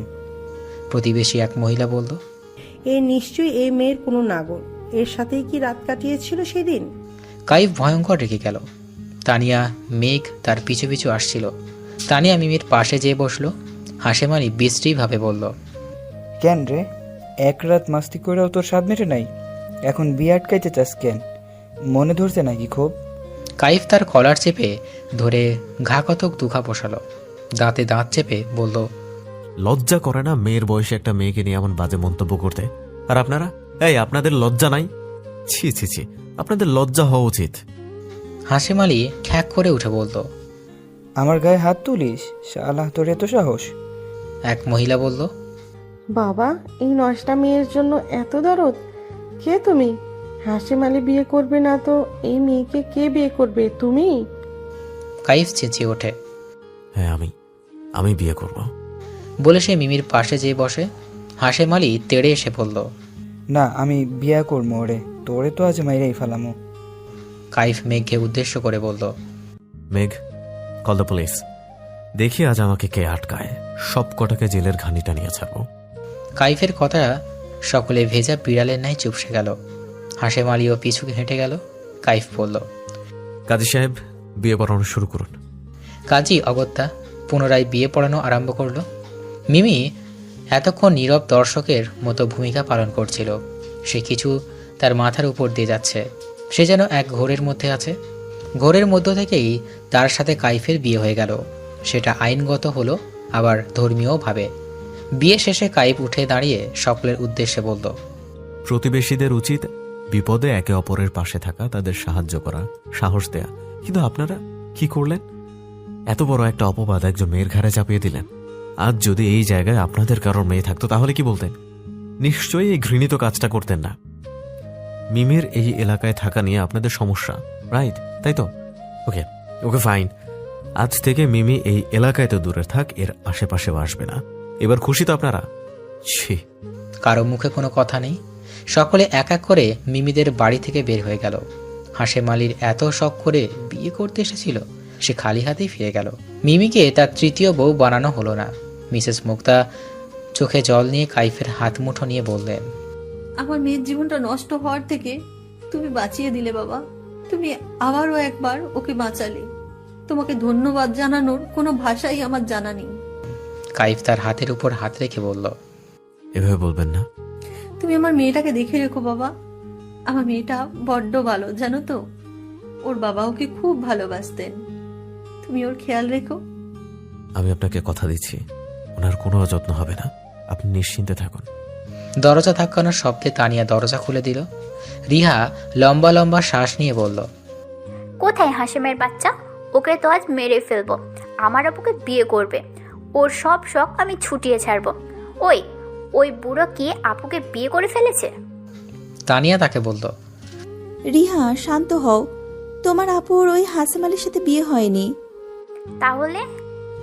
বিয়ে হয়েছে ওই যে ওনার সাথে, মেঘের বড় ভাই। বসে সে কাইফকে দেখিয়ে দিল। রিহা শান্ত হলো। এই যাত্রায় তাই আপুর জীবনটা রক্ষা পেল। সেও কাইফের কাছে কৃতজ্ঞতা প্রকাশ করল। কাইফ মেঘকে তাড়া দিয়ে বলল, আমাদের এখন যেতে হবে মেঘ, আমরা তাহলে আসি আন্টি। মিসেস মুক্তা মেয়েকে বুকের মাঝে জড়িয়ে নিলেন। মিমি এতক্ষণ বাদে নীরব কেঁদে উঠল। মাকে শক্ত করে জড়িয়ে ধরল। মিসেস মুক্তা চোখ ভিজে ওঠে। তিনি বললেন, ভালো হয়ে থাকবে মা। আজ থেকে ওরাই তোর সব। মনে রাখিস, কাইফ তোর স্বামী, সবসময় তার কথা শুনে চলবি। তিনিও রিহা মিলে মিমিকে গাড়ি পর্যন্ত এগিয়ে দেন। রিয়া কাঁদলেও সে তার বোনের জন্য খুব খুশি। মেঘ কাইফ সামনে বসলো এবং তানিয়া ও মিমি পেছনে। তারা বিদায় নিয়ে রওনা দিল নিজেদের গন্তব্যের উদ্দেশ্যে। পুরো রাস্তা তাদের কথা হলো না। তানিয়া মিমিকে আগলে নিয়ে বসে রইল। বাড়িতে এসে মেঘ মিসেস রীতা সহ সকলকে সবটা বুঝিয়ে বলল। তারা মোটেও অখুশি হলো না। আফজাল খান মিমির মাথায় স্নেহের হাত বুলিয়ে দিয়ে বললেন, আজ থেকে এটা তোমারও বাড়ি। আমার ছেলে বউ নয় তুমি, তুমি আমার মেয়ে হয়েই থাকবে। তিনি মন থেকে দোয়া করলেন। খুব খুশি হয়েছেন তিনি। যে ছেলে বিয়ের কথা শুনলে পালাই পালাই করত, আজ সে নিজে থেকেই বিয়ে করে এনেছে। এর থেকে ভালো আর কি হতে পারে? তাছাড়া তিনি মিমিকে দেখেই বুঝেছেন সেই পারবে তার রকচটা ছেলেকে সারা জীবনের জন্য সামলাতে। আজমল খানও মিমির সাথে কথা বলে দোয়া করলেন। অতঃপর তারা নিজেদের কক্ষে চলে গেলেন। মিসেস রীতা তানিয়াকে বললেন, তানিয়া যাও, মিষ্টি নিয়ে এসো। আমার ঘরে নতুন বউ এসেছে, মিষ্টি মুখ না করালে হবে? যাও নিয়ে এসো। তানিয়া ছুটে গেল মিষ্টি আনতে। তিনি মিমিকে সোফায় বসিয়ে নিজে তার পাশে বসলেন। বললেন, তুমি ঈশানী আর তানিয়ার মতন আমার আরেক মেয়ে। আমার কাইফটা একটু রাগী, তুমি সামলাতে পারবে না তাকে, বলো? মিমি কোনো রকম মাথা নাড়িয়ে সম্মতি দিল যে সে পারবে। মন তার বিষণ্ণতা চেয়ে আছে। কাইফ তাদের বাড়িতে নামিয়ে দিয়ে চলে গেছে। তার নাকি অফিসে কাজ আছে। মিমির ধারণা কাইফ কাজের বাহানা দিয়ে চলে গেছে। তবে কি কাইফ মন থেকে বিয়েটা করেনি? তার ভাবনার মাঝে তানিয়া মিষ্টি নিয়ে হাজির। মিসেস রীতা মিমিকে মিষ্টি খাইয়ে দিয়ে বললেন, সুখী হও, আজ থেকে এইবারের বড় বউ তুমি। ধীরে ধীরে সকল দায়িত্ব নিজের কাঁধে তুলে নেবে। তানিয়া আর তুমি মিলে আমার সংসার সামলাবে। তানিয়া মিমকে কাইফের রুমে নিয়ে যাও, ওর একটু বিশ্রামের প্রয়োজন। তানিয়া সম্মতি দিয়ে মিমিকে নিয়ে উপরে চলে গেল। মিসেস রীতা স্বস্তি পেলেন। কাইফকে নিয়ে তার বড় চিন্তা ছিল। এখন থেকে তিনি চিন্তামুক্ত থাকতে পারবেন। এখন মিমি কাইফের বউ হয়ে এসেছেন। সে নিঃসন্দেহে কাইফের জন্য যোগ্য জীবনসঙ্গী। শুধু কাইফের রাগ সহ্য করতে পারলেই হয়। তিনি মনে মনে তাদের সুখী জীবনের জন্য দোয়া করলেন। তানিয়া মিমিকে নিয়ে কাইফের রুমে গেল। মিমি এই প্রথম কাইফের রুমে এসেছে। সে চারিপাশে তাকিয়ে দেখে কাইফের রুমটা সাদা রঙের বিশাল রুম, দামি আসবাবপত্রে সজ্জিত। রুমে রয়েছে বিশাল এক বিছানা। বিছানার অপর পাশে দেওয়াল ঘেঁষে রয়েছে 3 সেটের সোফা। তার সামনে আছে টি টেবিল। সোফার পেছনে রয়েছে কাইফের গম্ভীর মুখের একটা বড় ছবি। এক পাশে কাপড় রাখার বিশাল ওয়ার্ড্রপ, অ্যাটাচ ওয়াশরুম এবং তার পাশেই বড় আয়না। রুমের সাথে ব্যালকনিও আছে। তানিয়া মিমিকে নিয়ে সোফাতে বসে। তানিয়া এতক্ষণ চুপ করেছিল, এখন সে উল্লাসে ফেটে পড়ল। মিমিকে ঝাপটে ধরে বলল, মিমু মিমু, এই মিমু, আমি যে কি খুশি হয়েছি তোকে আর কি বলবো। তোকে বলে বোঝাতে পারবো না ইয়ার। তুই আমার যা হয়ে এ বাড়িতে আসবি তা আমি কখনোই ভাবতে পারিনি। ইস, আমার যে কি আনন্দ হচ্ছে। এবার থেকে আমরা একসাথে থাকবো। কিন্তু তুই আমার থেকে সম্পর্কের দিক থেকে বড় হয়ে গেলি, তাই কি সমস্যা নেই, আমরা তো জিগরি দোস্ত। মিমি কিছু বলল না, চুপচাপ তানিয়ার কথা শোনে। তার মাথায় এখনো কাইফের কথা ঘুরছে। তার মনে হচ্ছে কাইফ এই বিয়েতে খুশি নয়। সে শুধুমাত্র মিমির জীবন বাঁচানোর জন্য তাকে বিয়েটা করেছে। তানিয়া আবার বলল, জানিস মিমু, যখন আমি তোর বিয়ের কথা শুনলাম না ওই বুড়োর সাথে সাথে সাথে মেঘকে জানালাম। আর আমরা বের হচ্ছিলাম, ভাইয়া ভাগ্যক্রমে বাড়িতেই ছিলেন। আমরা কোথায় যাচ্ছি শুনলে আমরা সবটা বললাম। তিনি 2 মিনিটেই রেডি হয়ে আমাদের সাথে বেরিয়ে পড়লেন। তারপর থেকে তুই সব জানিস। মিমি শুনল। তানিয়া আরো অনেকক্ষণ নিজের মতো কথা বলে গেল। মিমি শুনেও গেল, টু শব্দ করলো না। তার ক্লান্ত লাগছে, খুবই ক্লান্ত। রাতে খাওয়া দাওয়া শেষে রুমে এসেছে মিমি। দুপুরে খাওয়ার পর সে অনেকক্ষণ ঘুমিয়েছে, এখন আর ঘুম আসছে না। কাইফ সেই গিয়েছে, এখনো বাড়িতে আসেনি। মিমি ব্যালকনির দিকে এগিয়ে গেল। ব্যালকনিটা যথেষ্ট বড়। এখানে 2টা এক সিটের সোফা ও টি টেবিল রাখা। মিমি রেলিং ধরে আকাশের দিকে তাকায়। মিটিমিটি তারা জলজল করছে আকাশে। মিমি উদাস মনে সেদিকে চেয়ে রইল। রাত 11টার সময় বাড়িতে ফিরল কাইফ। সারাদিন সেই খুবই ব্যস্ত ছিল। সে নিজের মতোই সিঁড়ি বেয়ে নিজের রুমে চলে গেল। সেখানে গিয়ে লম্বা একটা শাওয়ার নিল। অতঃপর ড্রেস চেঞ্জ করে একটা টি শার্ট ও ট্রাউজার পরে ব্যালকনিতে গেল। ব্যালকনিতে পা রাখতেই কাইফ হকচকিয়ে গেল। সে মিমির কথা প্রায় ভুলেই গিয়েছিল যে এখন তার বউ আছে। বিষয়টা বড়ই অদ্ভুত। মিমি রেলিং ঘেঁষে কাইফের দিকে পেছন করে দাঁড়িয়ে আছে। কাইফ একটু এগিয়ে গিয়ে গলা খাঁকারি দিয়ে তার দৃষ্টি আকর্ষণ চেষ্টা করল। এতে সে সফল হলো। মিমি তার দিকে ঘুরে তাকিয়েছে, নিষ্প্রাণ তার দৃষ্টি। কাইফ কি বলবে খুঁজে না পেয়ে জিজ্ঞেস করলো, কি করছেন এখানে? খেয়েছেন রাতে? মিমি কিছুক্ষণ তাকিয়ে থেকে জবাব দিল, হ্যাঁ, আপনি খেয়েছেন? হ্যাঁ, আমি বাইরে থেকে খেয়ে এসেছি। আপনি এখানে দাঁড়িয়ে আছেন কেন? রুমে গিয়ে ঘুমিয়ে পড়ুন। আপনি আমায় কেন বিয়ে করেছেন মিস্টার খান? আমি জানি আপনি বোধহয় আমাকে বিয়ে করেছেন। কাইফের দৃষ্টি তীক্ষ্ণ হয়। সে এখন এইসব বিষয় একদম কথা বলতে যাচ্ছে না। সে মিমির দিকে তাকিয়ে গম্ভীর কণ্ঠে বলল, এখন এসব কথা থাক, আপনাকে আমি ঘুমোতে যেতে বলেছি। আমি জানি আপনি বাধ্য হয়ে আমায় বিয়ে করেছেন, তার জন্য আমি আপনার কাছে চিরকৃতজ্ঞ। তবে আমি চাকরিটা করে যেতে চাই, যাতে মা আর বোনকে সাহায্য করতে পারি। অবশ্যই করবেন, আমার কোনো আপত্তি নেই। মিমি আর কিছু বলল না। সে নিঃশব্দে রুমে যায়। মনে মনে ভাবে কাইফ তো বাধ্য হয়ে তাকে বিয়ে করেছে, তাহলে কাইফের কোনো জিনিসের প্রতি তার অধিকার নেই, সুতরাং বিছানাতে ঘুমানো উচিত হবে না। সে সোফায় গিয়ে গুটিসুটি মেরে শুয়ে পড়ে। হুট করেই তার খুব কান্না পায়। কেন তার সাথে এমনটা হলো? একটা বুড়ো লোক তাকে বিয়ে করে নিয়ে যাচ্ছিল, আর এখন এমন এক লোকের সাথে বিয়ে হয়েছে যে তাকে চাই না। মিমির মনে হচ্ছিল হাশেম আলীর সাথে বিয়ে হওয়াটাই ভালো ছিল, অন্তত সে তাকে চাইতো। মিমি কাঁদতে কাঁদতে এক সময় ঘুমিয়ে পড়ে। প্রায় অনেকক্ষণ পর কাইফ রুমে আসে এবং সোফাতে ঘুমন্ত মিমিকে আবিষ্কার করে। কাইফ বুঝলো না এত বড় একটা বিছানা থাকতে মিমি সোফাতে ঘুমাচ্ছে কেন। সে একটা দীর্ঘশ্বাস ফেলে, অতপর মিমিকে পাঁজাকোলা করে বিছানায় শুয়ে দেয়। নিজেও তার থেকে দূরত্ব নিয়ে শুয়ে পড়ে। ক্লান্ত সে, এখন তার একটা শান্তিপূর্ণ ঘুমের দরকার। সে ঘুমের উদ্দেশ্যে নিজের চোখ বন্ধ করে নেয়। সকালের মিষ্টি রোদ চোখে পড়ায় ঘুম ভেঙে গেল কাইফের। সে নিজের বুকের উপর ভারী অনুভব করে। তাকিয়ে দেখে মিমি তার বুকের উপর ছোট্ট বিড়াল ছালার নাই ঘুমিয়ে আছে। কাইফ নিজের অজান্তেই ঠোঁট বাঁকিয়ে হাসে। মিমি মুখের উপর থেকে একগুচ্ছ চুল সরিয়ে দেয়। মিমির চোখ খুব আলো পড়ায় সে নড়ে চড়ে ওঠে। কাইফ ভড়কে গিয়ে পুনরায় চোখ বন্ধ করে ঘুমানোর ভান ধরে শুয়ে থাকে। মিমি পিটপিট করে চোখ মেলে নিজেকে কাইফের বুকের উপর আবিষ্কার করে। মস্তিষ্কে ব্যাপারটা খেলতেই তার ঘুম পুরোপুরি উড়ে গেল। মিমি বিস্ময়ে হতবাক হয়ে তৎক্ষণাৎ সরে গেল। সে কিভাবে বিছানায় আসলো? সে তো সোফায় ঘুমিয়েছিল। মিমি কাইফকে ডাকলো। মিস্টার খান। কাইফের হেলদোল নেই, সে চোখ শক্ত করে বন্ধ করে আছে। মিমি নিজের মতো বকবক করে, আমি বিছানায় কি করে আসলাম?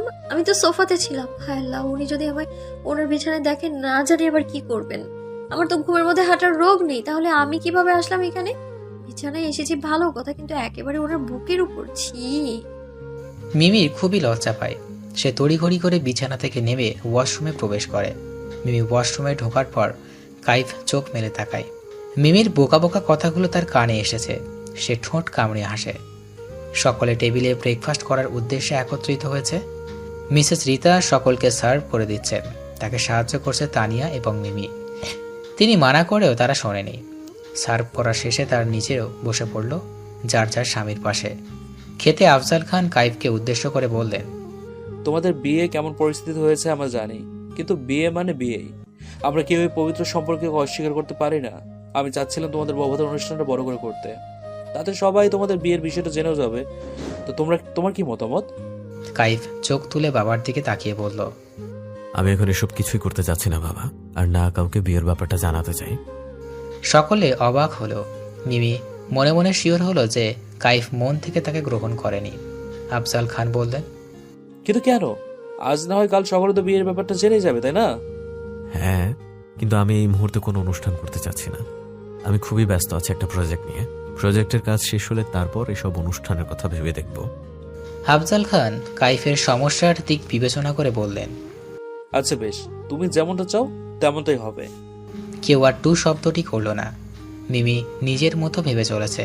তার মতে সবকিছুই শুধুমাত্র কাইফের বাহানা। কাইফ খাওয়া শেষে বলল, ছোট মা, মিমি আগের মতো অফিস কন্টিনিউ করতে চান, তো উনি আজ থেকে অফিস জয়েন করবেন। মিসেস রিতা সম্মতি দিয়ে বললেন, হ্যাঁ, কিন্তু গতকালে বিয়ে হলো আর আজই অফিস? হ্যাঁ, আজ থেকে অফিস যেতে হবে। কাজের ক্ষেত্রে আমি কোনো হেলাফেলা পছন্দ করব না। বলে সে খটখটিয়ে হেঁটে প্রস্থান করল। উপস্থিত সকলে দীর্ঘশ্বাস ফেলে। মিমি তাদের দিকে তাকিয়ে মলিন হেসে বেরিয়ে গেল। সে বাহিরে গিয়ে দেখে কাইফ সহ তার গাড়ি হাওয়া, টিকি পর্যন্ত দেখা যাচ্ছে না। মিমি ভেবেছিল কাইফ তাকে হয়তো তার সাথে নিয়ে যাবে, হয়তো একটু লিফট দেবে, কিন্তু কাইফ তার ভাবনার মুখে কালি লাগিয়ে চলে গেল। মিমি লম্বা শ্বাস টেনে রিক্সা নিয়ে গন্তব্যের উদ্দেশ্যে রওনা দেয়। মেঘাচ্ছন্ন আকাশ, সূর্যটা মেঘের আড়ালে ঢাকা পড়েছে। রিহার কলেজ মাত্র ছুটি হলো। সে রাস্তার এক পাশ দিয়ে হেঁটে যাচ্ছে। আশেপাশে কোনো দিক খেয়াল নেই, যেন কোনো এক গভীর চিন্তায় মগ্ন। হঠাৎ হাতে কারো ছোঁয়া পেয়ে থেমে গেল সে। পিছু ফিরে সে পরিপাটি সিফাতকে আবিষ্কার করলো। মুখে তার হাসির রেখা। সে নিজের চোখ থেকে সানগ্লাসটা খুলে বলল, কোন ভাবনায় মগ্ন ছেলে পিচ্ছি? কখন থেকে ডাকছি, শুনতেই পাচ্ছ না? রিহার হাত এখনও তার হাতের মুঠোয়। রিহা নিজের হাত ছাড়িয়ে নিল, কোনো কথাই বলল না। পিচ্ছি বলার পরেও রিহার মৌনতা দেখে সিফাত অবাক হলো। ভ্রু কুঁচকে বলল, তোমার কি মন খারাপ? কি হয়েছে? রিহা মুখ ঘুরিয়ে বলল, কিছু না। বলে সে হাঁটা ধরল। সিফাত এগিয়ে গিয়ে পুনরায় তার হাত চেপে ধরল। কিঞ্চিত রাগ দেখিয়ে বলল, আশ্চর্য, এমন করছো কেন? আমি কিছু জিজ্ঞেস করছি তো, এভাবে চলে যাচ্ছ কেন? কয়েকদিন ধরে রিহার মেজাজ একদমই ভালো নয়। আর আপু হঠাৎ বিয়ে হয়ে যাওয়ায় কত ঝামেলা তার উপর। আজ নিজের বেস্ট ফ্রেন্ডের সাথেই ঝগড়া করেছে, তাও আবার সিফাতকে নিয়ে। কলেজে যাবার সময় তারা সিফাতকে দেখেছিল, সে বাইকে করে কোথাও যাচ্ছিল। সিফাত অবশ্য রিহাকে দেখেনি। কলেজে গিয়ে তার বেস্ট ফ্রেন্ড বলেছে সিফাত নাকি খুবই সুন্দর আর হ্যান্ডসাম, তাকে লাইন মারার পরিকল্পনা করছিল। এই শুনে হুট করেই রিহার মাথা গরম হয়ে গেল। সিফাতের নামে এইসব শুনে সে রেগে, সে জানেও না পায়ে পা লাগিয়ে ঝগড়া করেছে সে। কেন সিফাতের নামে ওইসব বলল? যখন তার বেস্ট ফ্রেন্ড জিজ্ঞেস করছিল যে সিফাতকে নিয়ে কথা বলে তার কি আসে যায়, রিহা তখন কিছুই বলতে পারেনি। সে চুপ করেছিল। কি বলতো সে? সিফাত তার কে? কেউ না, তাহলে সে রেগে কেন গেল? এইসব ঘটনা নিয়ে রিহার মন মেজাজ প্রচুর খারাপ। সিফাতকে এই মুহূর্তে তার সহ্য হচ্ছে না। অজানা এক অনুভূতিতে সে অতিষ্ঠ হয়ে উঠেছে।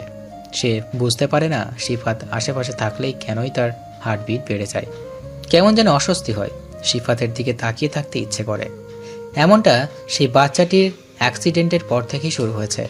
সেই অ্যাক্সিডেন্টের পর সিফাতের সাথে তার অনেকবার দেখা হয়েছে। যতবারই দেখা হয়েছে ততবারই এমন অদ্ভুত অনুভূতির শিকার হয়েছে সে। সিফাত পুনরায় বলল, কি হলো, কথা বলছো না কেন? রিহা তার হাত ছাড়িয়ে নিল। সিফাত দ্বিগুণ অবাক হয়ে গেল। রিহা ঝাঁঝালো কণ্ঠে বলল, এভাবে রাস্তাঘাটে একটা মেয়ের হাত ধরতে লজ্জা করে না? কিছু বলি না বলে যা খুশি তাই করবেন, নিজের সীমানায় থাকুন। আর এভাবে আমার পিছনে পড়ে আছেন কেন? কি উদ্দেশ্য আপনার? কখনো যেন আমার পিছু আসবেন না। যদি আসেন তো আমার থেকে খারাপ কেউ হবে না। সিফাত যেন আজ অবাক হওয়ার দিন। রিহা তার সাথে এভাবে কথা কেন বলছে? যে কণ্ঠস্বর নরম করে বলল, কি হয়েছে আমাকে বলো, তুমি ভাবে কথা বলছো না কেন? রেগে আছো আমার ওপর? বলো কি করেছি আমি? রিহা মুখ ঘুরিয়ে শক্ত কণ্ঠে বলল, আমি আপনাকে সহ্য করতে পারছি না, চলে যান আপনি। আর কখনো আমাকে আপনার মুখ দেখাবেন না। বলে সে লম্বা লম্বা পা ফেলে এগিয়ে গেল। আজ রিহা যদি শান্ত মস্তিষ্কে থাকতো তাহলে হয়তো বুঝতে পারতো কি ভুলটাই না সে করেছে। সিফাত রিহার এমন আচরণে খুবই কষ্ট পেল। সে ভেবেছিল আজ রিহাকে সুন্দর একটা জায়গা নিয়ে যাবে এবং তাকে নিজের মনের কথা বলবে যে সে একটা পিচ্চিকে ভালোবেসে ফেলেছে। কিভাবে সে জানে না, কিন্তু সে ভালোবাসে, খুবই ভালোবাসে। তার বলা হলো না। তার আগেই রিহার কথার পানে তার ক্ষত বিক্ষত করে দিয়ে চলে গেল। সিফাতের বুক ভারী হয়ে এলো, চোখে প্রচণ্ড জ্বালা করতে শুরু করলো। সে তৎক্ষণাৎ গাড়ি নিয়ে অজানা গন্তব্যে ছুটে গেল। আজ মিমি নিশানকে পড়াতে এসেছে, কাইফও এসেছে, তবে বারবারের মতোই আলাদা। তাদের গন্তব্য এক হলেও তারা একসাথে যাতায়াত করে না। কাইফ নিজের মতো গাড়ি নিয়ে যায় আর মিমি যায় রিকশায়। ঈশানী কাইফের সামনে বসে কাইফকে পর্যবেক্ষণ করছে। কাইফ মনোযোগ দিয়ে ল্যাপটপে কাজ করে যাচ্ছে। যে ঈশানীর দিকে এক পলক তাকিয়ে বলল, কি হয়েছে, এভাবে তাকিয়ে আছিস কেন? কিছু বলার থাকলে বলে ফেল। ঈশানী নড়ে চড়ে বসে বলল, মিমি আর তোমার মধ্যে কি সব ঠিক আছে ভাইয়া? কাইফ ভ্রু কুচকে বলল, আর তোর এমন প্রশ্নের কারণ কি? আহা, বলো না ভাইয়া। হ্যাঁ, সব ঠিক আছে। কেমন ঠিক তা তো দেখতেই পাচ্ছি। তুমিও তো এখানে এলে, তাহলে মিমিকে তোমার সাথে আনলে না কেন? মিমি আলাদা রিক্সায় করে এলো কেন? কাইফ কিছুক্ষণ চুপ করে রইল, অতঃপর বলল, আমার কাজ ছিল, তাই আমি ওকে নিয়ে আসতে পারিনি। আর তুই এত কথা না বলে যা, আমার জন্য কফি নিয়ে আয়। বলা বাহুল্য, বিয়ের পর থেকে অদ্ভুতভাবে কাইফ মিমি আর আপনি করে বলতে পারে না। তার মুখ থেকে আপনা আপনি তুমি বের হয়। সে যখন প্রথম তুমি করে বলছিল তখন মিমি ড্যাব ড্যাব করে তাকিয়েছিল। তা দেখে কাইফের খুব হাসি আসছিল, কিন্তু কাইফ হাসেনি। ঈশানী কিছু না বলে উঠে গেল। তাই তার ভাই না বলেও সে বুঝতে পারে যে তাদের মধ্যে কিছু ঠিকই নেই। তারা নামে স্বামী স্ত্রী হলেও তাদের মধ্যে কোনো স্বামী স্ত্রীর সম্পর্ক নেই। একদিন না একদিন তো ঠিকই সঠিক হবে ভেবেই সে দীর্ঘশ্বাস ফেলে। মিমি গালে হাত দিয়ে বসে আছে। তার সামনে বসে নিশান অ আ লিখছে। নিশান অনেক কিছুই শিখেছে, আর তা শিখতে চেয়ে মিমির বেগ পোহাতে হয়েছে। মিমি বসে বসে চিন্তা করেছে যে সে রোজ সোফাতে ঘুমায়, কিন্তু ঘুম থেকে যখন ওঠে তখন সে বিছানায় থাকে। বিছানায় থাকলেও না হয় মানা যায়, তবে একেবারে কাইফের বুকের উপর থাকলে সেটা কিভাবে মানা সম্ভব? ভাগ্যিস তার ঘুম কাইফের আগে ভাঙে, না হলে যে সে কি লজ্জায় না পড়তো। কাইফের বাড়িতে আসার পর থেকে তার ঘুমের মধ্যে হাঁটার অভ্যাস হয়েছে। ঘুমের মধ্যে কখন সে কাইফের বুকের মধ্যে ঝাঁপিয়ে পড়ে তা সে নিজেই জানে না। মিমি পারে না কেঁদে গড়াগড়ি দিতে। কাইফ যদি কোনো দিন দেখে তাহলে কি ভাববে? তাকে তো ছ্যাঁচড়া ভাববে। সে ভাবনার মাঝেই নিশান বলে উঠল, রসমালাই, এই দেখো আমার লেখা শেষ। মিমি নিশানের খাতাটা হাতে নিল, দেখলো নিশান বেশ ভালো লিখছে, তবে অ এর জায়গায় ত আর আয়ের জায়গায় অ লিখেছে। মিমি তাকে ভালো করে দেখিয়ে দিল, অতঃপর মনের দুঃখে বলে উঠল, জানো নিশান, তোমার বড় মামাটা না 1 নম্বরের নির্দয় লোক, খুব পচা একটা লোক। নিশান বারবারের মতোই কিছু বুঝলো না। মিমি নিজের মতো বলতেই থাকলো, আরে বাবা, একই বাড়িতে তো থাকি, একই অফিসে যাই, তাহলে আমাকে তার সাথে করে একটু নিয়ে যেতে কি হয়? আমাকে একটু ড্রপ করে দিলে তার কি মান ইজ্জত সব চলে যাবে? নাকি তার গাড়িতে বেশি পেট্রোল লাগবে? নিজে তো আরাম করে নিজের মতো চলে যাবে, রিক্সা করে যেতে যেতে আমার দেরি হয়ে যাবে, আর সেই আনন্দের সাথে আমাকে ঝাড়ি দেবে। আমাকে ঝাড়ি দিতে তার এত কেন ভালো লাগে বুঝি না আমি। আদিল স্যারের সাথে কথা বললেও ঝাড়ি দেবে, মানে আমাকে সে পেয়েছেটা কি?